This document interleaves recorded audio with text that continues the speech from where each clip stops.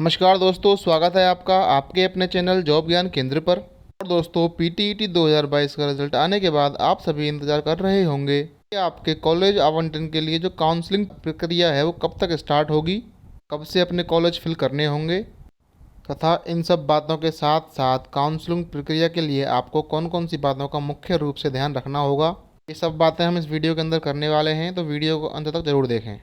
बात करें अगर आपकी कॉलेज के लिए काउंसलिंग प्रक्रिया की, जितना ज़्यादा इम्पोर्टेंट आपके लिए पीटीईटी का एग्ज़ाम देना है, सेम उतना ही ज़्यादा इम्पोर्टेंट, उतना ही ज़्यादा ज़रूरी है आपका कॉलेज के लिए कॉलेज के लिए चॉइस फिल करना है। चॉइस फिल करने की जो काउंसलिंग प्रक्रिया है उसको समझना है। और आपको ध्यान ये रखना चाहिए कि काउंसलिंग के दौरान आपको किन किन बातों का ध्यान रखना है और आपकी जो काउंसलिंग प्रक्रिया है वो कब से स्टार्ट होने वाली है। इस सब की संपूर्ण जानकारी के लिए वीडियो को अंत तक ज़रूर देखें। और अगर आप चैनल पर पहली बार आए हैं तो चैनल को सब्सक्राइब कर बेल आइकन यानी घंटी को दबाएं, जिससे कि आपको पीटीईटी को लेकर छोटी से छोटी खबर की जानकारी मिलती रहे, वो भी सबसे पहले। तो चलिए वीडियो को शुरू करते हैं। तो काउंसलिंग के अंदर भाग लेने के लिए सबसे पहले जो आपकी मेन चीज़ है वो है आपकी काउंसलिंग आईडी।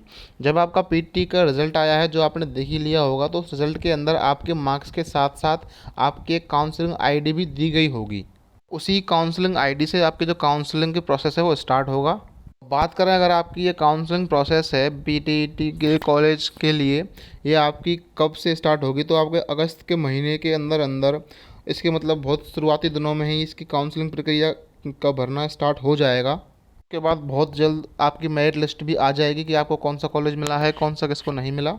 तो अब बात कर लेते हैं कि आपको काउंसलिंग के लिए सबसे पहले क्या करना होगा। तो काउंसलिंग के लिए सबसे पहले आपको काउंसलिंग रजिस्ट्रेशन करवाना होगा, जो कि आपका पीटीईटी की वेबसाइट पर जाके होगा। और रजिस्ट्रेशन के लिए क्या है कि आपकी जो डिटेल्स होती हैं वो आपको वहाँ पे फिल करनी होंगी और 5,000 रुपये की आपकी फ़ीस लगेगी। 5,000 रुपये आपके काट लिए जाएंगे। इसके अंदर जो डिटेल्स मांगी जाएंगी वो है आपका नाम, आपका रोल नंबर, आपका बैंक की डिटेल्स। उस बैंक की डिटेल्स लेने का कारण यह है कि कल को अगर आपको कोई कॉलेज नहीं मिलती है तो जो आपके 5,000 रुपये काटे गए हैं वो आपको रिफ़ंड हो जाएंगे अगर आपको कॉलेज नहीं मिलती है। इसलिए आपकी बैंक डिटेल्स मांगी गई हैं। के अंदर आप वही बैंक डिटेल भरें जो आपकी अपनी खुद की हो, ना कि किसी दुकान वाले या मित्र वाले की, जिससे कि कल को पैसे आते हैं तो वापस वो आपके ही अकाउंट में आए। काउंसलिंग रजिस्ट्रेशन हो जाने के बाद आपकी ये फ़ीस डिटेल्स वगैरह हैं भरने के बाद आपके जो ये 5,000 रुपये का चालान वगैरह कटेगा, वो सब होने के बाद जो सेकंड प्रोसेस रहता है उसके अंदर क्या होता है कि आपकी जो कॉलेज चॉइस है वो फिल की जाती है। अब कॉलेज चॉइस फिल करने के लिए क्या होता है कि इसमें आपकी पूरी खुद की चॉइस होती है कि आपको कौन सी डिस्ट्रिक्ट भरनी है, कौन सा कॉलेज आपको लेना है और किस कॉलेज को आपको पहली प्राथमिकता देनी है, किसको दूसरी देनी है, किसको तीसरी देनी है, किसको चौथी, किसको पाँचवीं। मतलब अपने हिसाब से आप कॉलेज की प्राथमिकता उसमें भर सकते हैं। आपको अपनी ही डिस्ट्रिक्ट में कॉलेज चाहिए, आपको बाहर चाहिए, सब आपके ऊपर डिपेंड करता है इसमें पूरा का पूरा। और उससे भी ज़्यादा बड़ी बात यह है कि जो आपका ये प्रोसेस है पूरा आपके मार्क्स के ऊपर डिपेंड करता है कि आपके मार्क्स कितने आए हैं पीटीईटी के एग्ज़ाम में। कि अगर आपके मार्क्स मान लीजिए 400 या 450 से ऊपर हैं तो आपको बिल्कुल भी फिक्र करने की ज़रूरत नहीं है, क्योंकि 400 450 से ऊपर मार्क्स वाले विद्यार्थियों को बहुत ही आसानी से जिस भी डिस्ट्रिक्ट में वो लेना चाहते हैं उनके आसपास के जो कॉलेज हैं उनमें बड़ी आसानी से उनको सिलेक्शन मिल जाएगा, उनको कॉलेज मिल जाएगी। यानी कि आपको उसके अंदर ऑल राजस्थान का एक ऑप्शन होता है कि अगर आपको कोई भी आपकी भरी हुई कॉलेज चॉइस में से कोई कॉलेज नहीं मिलती है तो राजस्थान में से कहीं भी कॉलेज मिल जाए, वो फिर उसको टिक करने की बिल्कुल ज़रूरत नहीं है। आपको बड़ी आसानी से कॉलेज मिल जाएगी आपकी चॉइस में से, चाहे आप किसी भी कैटेगरी के हों, जनरल हो, ओबीसी हो, एससी एसटी, कोई सी भी आपकी कैटेगरी हो, आपको बड़ी आसानी से आपकी होम डिस्ट्रिक्ट मिल जाएगी। और अगर आपके मार्क्स 400 से कम हैं तो आपको यहाँ पे थोड़ा सा ध्यान देना पड़ेगा कि आपको ज़्यादा से ज़्यादा कॉलेज चॉइस फिल करनी है। मैक्सिमम कॉलेज, ज़्यादा से ज़्यादा कॉलेज चॉइस फिल करने के बाद आपको ऑल राजस्थान पे भी टिक करना होगा। और साथ साथ कॉलेज चॉइस फिल करते समय आपको विशेष रूप से ध्यान रखना है कि अगर आपके मार्क्स कम हैं तो आपको ज़्यादा से ज़्यादा कॉलेज फिल करने हैं। एनीवेयर इन राजस्थान या ऑल राजस्थान का जो ऑप्शन होता है उस पर आपको ज़रूर टिक करना है। ऑल राजस्थान या फिर एनीवेयर इन राजस्थान से क्या होता है कि मान लो आपने 40-50 कॉलेज अपनी चॉइस से फिल कर दिए और आपको जब काउंसलिंग के बाद जब इसका मेरिट लिस्ट जारी होगी तो उसके अंदर जो कॉलेज मिलेंगे, मान लीजिए उसमें आपका नंबर नहीं आया, जो 40-50 कॉलेज आपने फिल किए हैं उनमें से आपको कोई भी कॉलेज नहीं मिलता है, तो क्या होगा कि अगर आपने ऑल राजस्थान पर टिक किया है तो आपको पूरे राजस्थान के अंदर कहीं ना कहीं कोई ना कोई कॉलेज तो मिल ही जाएगा, चाहे वो किसी भी डिस्ट्रिक्ट के अंदर हो सकता है। अब इसके अंदर एक और बात होती है आपकी कॉलेज की प्रायोरिटी लिस्ट। मान लीजिए आप सोच रहे हैं कि मुझे कोई जैसे कोई ए नंबर की कॉलेज है, तो मुझे ए कॉलेज में सबसे पहले मतलब मुझे ए वाली कॉलेज चाहिए, और उसके बाद अगर इसमें भी ना हो तो मुझे बी चाहिए, उसमें भी ना हो तो मुझे सी चाहिए। तो इस तरीके से जो आपकी सबसे फेवरेट कॉलेज है, जो आप उसको आप चाहते हैं, उसको आप अपनी फर्स्ट लिस्ट मतलब फर्स्ट नंबर पे भरें। उसके बाद अगर उसमें ना हो तो जो सेकंड आपको चाहिए कि उसमें ना हो तो उसमें हो जाए तो वो सेकंड नंबर पे भरें बी वाली, उसी हिसाब से फिर थर्ड भरें। तो इसी को आपका बोलते हैं प्रायोरिटी लिस्ट। तो मतलब आपके कॉलेज की प्रायोरिटी के हिसाब से आप अपना कॉलेज लिस्ट भरें, जिससे कि आपको जो सबसे पहले चाहिए वो पहले भरें, और वो ना मिलने पर जो अपना चलो ये ना मिले तो ये मिल जाए, तो उस तरीके से आप कॉलेज फिल करें। सबसे पहले आपके जो आसपास जहाँ आप रहते हैं, जो आप चाहते हैं वो कॉलेज भरें।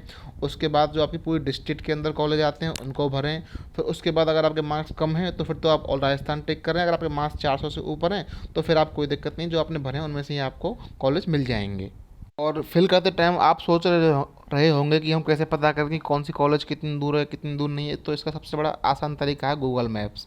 देखिए उसके अंदर आपके कॉलेज की लिस्ट होगी, तो लिस्ट आप देखेंगे तो जो आपकी पसंद के आपके आसपास के हैं जिनके नाम आपको पता है 8-10 कॉलेज, वो आप चलो आपने वो फिल कर दिए।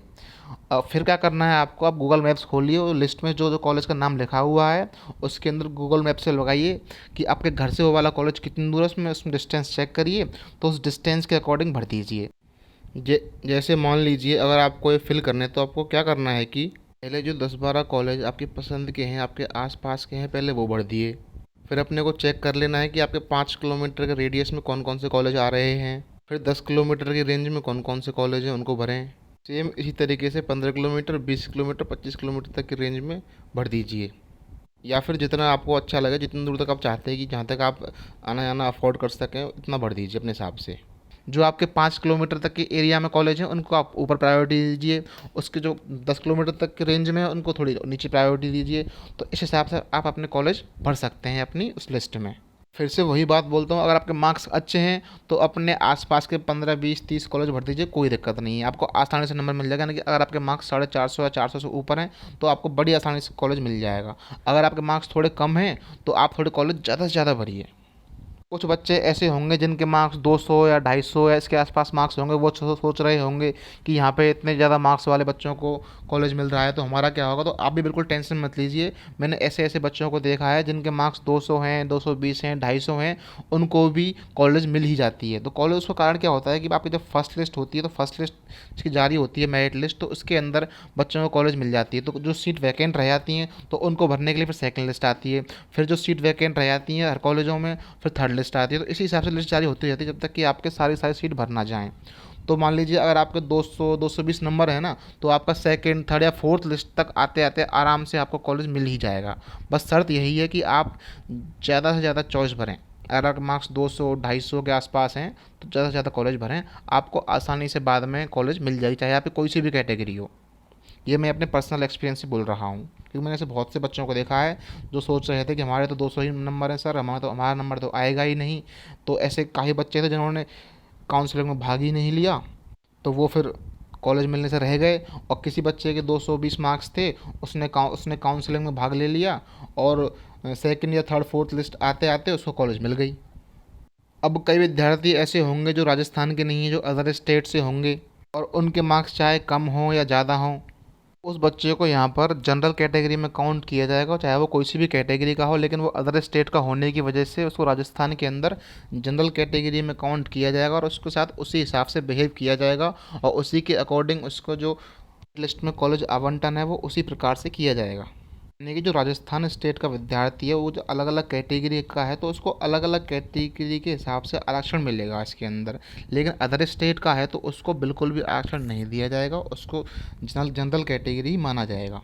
तो ये तो थी अदर स्टेट वाले स्टूडेंट्स की बात। और बात करें जो राजस्थान के अंदर SC ST कैटेगरी या OBC कैटेगरी वाले हैं, तो आप लोग, आपका जो सर्टिफिकेट है, आपके जो कैटेगरी का सर्टिफिकेट है, OBC वालों के लिए OBC सर्टिफिकेट है, और SC कैटेगरी के वालों के लिए उनका सर्टिफिकेट है, EWS वालों के लिए तो EWS का सर्टिफिकेट है। तो आप अपने ये सर्टिफिकेट पहले से ही बनवा के रख लें, क्योंकि एंड टाइम पे इसकी बहुत दिक्कत आती है। क्या है कि आपको कॉलेज मिल जाती है, फिर आप कॉलेज में जो डॉक्यूमेंट वेरिफिकेशन हार्ड कॉपी लेके चले जाते हो, अब वहाँ पे बात आती है कि अभी आपका सर्टिफिकेट कहाँ है कैटेगरी का, तो सर्टिफिकेट आपके पास होता नहीं है, होता है तो पुराना होता है। वैसे होने को तो पुराना भी मान लिया जाता है, लेकिन पुराना आपका 1 साल 2 साल इससे ज़्यादा का इतने का तो मान लिया जाता है। उससे ज़्यादा पुराना है तो वो नहीं माना जाता। और अगर 1 2 साल पुराना भी है तो उसमें आपको लिख के एप्लीकेशन देनी पड़ती है कि हमारा ये पुराना है और नए नए के लिए हमने अप्लाई कर दिया और आने वाले 5 दिन 6 दिन या 8 दिन के अंदर हम नया वाला जमा करवा देंगे। तो इसलिए ये आपको समस्या का सामना ना करना पड़े तो आप पहले से ही अपने OBC certificate, SC ST EWS और अदर जो भी कैटेगरी के सर्टिफिकेट हैं सबके लिए अभी से अप्लाई कर देना। अगर पुराना है तो उसको रिन्यू करवा लेना, जिससे कि बाद में आपको ये दिक्कत ना आए। इसके साथ साथ आपका जो मूल्यवास है, आपकी 10th 12th की मार्कशीट हैं, वो तो चलो मार्कशीट तो आपकी वही रहेंगी, लेकिन आपका जो मूल्यवास है उसको भी आपको अपडेट करवा लेना है, क्योंकि वहाँ पे नया से नया मांगा जाएगा, अपडेटेड। तो ये था आपका प्रोसेस। अब इस प्रोसेस को अगर किसी को समझ में ना आया हो तो एक बार शॉर्ट में दोबारा से बता देता हूँ कि सबसे पहले आपका काउंसलिंग के लिए रजिस्ट्रेशन होगा, जिसके अंदर आपका 5,000 रुपये का चालान काटा जाएगा।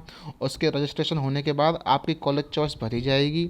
कॉलेज चॉइस भरे जाने के बाद आपको उसके अंदर ध्यान रखना है कि आपको जो टॉप पसंद का कॉलेज है उसको फर्स्ट लिस्ट पे रखना है, फर्स्ट नंबर पे रखना है।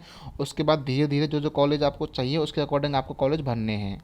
इसके बाद में एक ऑप्शन आता है कि जो आपने कॉलेज चॉइस फिल कर दी है कि आपकी चॉइस को लॉक कर दिया जाए नहीं किया जाए। यहाँ पर कॉलेज चॉइस लॉक करने का मतलब है कि एक बार आपने कॉलेज चॉइस फिल करने के बाद अगर उसको लॉक कर दिया तो आप उसमें चेंज नहीं कर सकते। तो और अगर आपने इसको लॉक नहीं किया है तो उसको आप जब मन करे, जब तक लास्ट डेट है वो चॉइस फिल करने की, तब उसको आप मतलब उसमें चेंज कर सकते हो। ये है कि लॉक करने का मतलब है कि आप उसके अंदर चेंज कर सकते हैं अगर आपके पास टाइम है तो करने के लिए। जैसे कि आपके पास लॉक करने का ऑप्शन है, अभी टाइम है और आपकी जो काउंसलिंग प्रक्रिया अभी और चलेगी। कॉलेज की लिस्ट के अंदर आप थोड़ा फेरबदल कर सकते हैं। मान लीजिए आपने 30 या 40 कॉलेज भर दिए, अगले ही दिन आपको कोई खबर मिली, आपको मन में यार आइडिया आया कि यार मुझे ये वाले कॉलेज और भरने हैं। अगर आपने लॉक कर दिया तो आप नहीं भर पाएंगे वो काम। और अगर आपने लॉक नहीं किया तो आप उसमें चेंज या बदलाव कर सकते हैं अपनी लिस्ट के अंदर। उससे बढ़िया है कि आप इसको लॉक ना करें, क्योंकि क्या होता है कि जब आपकी लास्ट डेट होती है चॉइस फिल करने की, आप इसको लॉक करें ही ना तो क्या होगा, जब आपने लास्ट डेट है उस दिन ऑटोमेटिक अपने आप ही लॉक हो जाता है। जब वो सबमिट होगा ऑटोमेटिक अपने आप ही लॉक हो जाता है, तो आप इसको लॉक ना ही करें तो ही अच्छा है। तो ये तो थी बात आपकी काउंसलिंग की। उसके बाद आपकी मेरिट लिस्ट आती है। पहली मेरिट लिस्ट आने के बाद आपको बाकी की जो फ़ीस होती है वो आपको जमा करवानी है, जो कि लगभग आपके 23 या 25 हज़ार रुपये के आसपास रहने वाली है। इसके लिए वो फ़ीस वगैरह भरने के लिए आपको अलग से टाइम दिया जाता है। तो जो भी कॉलेज आपको अलॉट हुआ है कॉलेज में आपको जाना होगा, वहाँ आपके डॉक्यूमेंट का वेरिफिकेशन होगा और आपका इंटरव्यू वगैरह होगा, आपसे बात करेंगे, पूछेंगे और आपका एडमिशन हो जाएगा।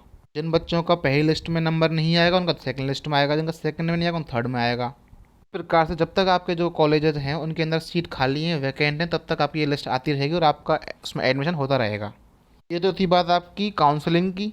तो इसके अंदर अगर आपको कुछ भी समझ में ना आया हो या आपके मन में कोई भी डाउट हो तो आप उसे कमेंट में लिख के ज़रूर पूछें, आपके हर सवाल का जवाब दिया जाएगा।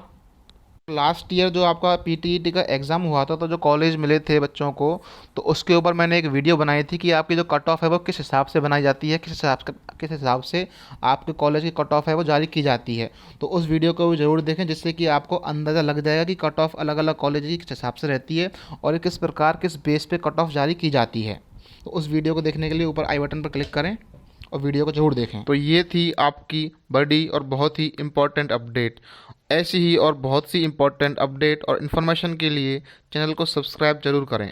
वीडियो में बने रहने के लिए बहुत बहुत धन्यवाद। मिलते हैं किसी और नई वीडियो में किसी नए टॉपिक और अपडेट के साथ। तब तक के लिए जय हिंद, जय भारत, राम राम और आपका दिन शुभ हो।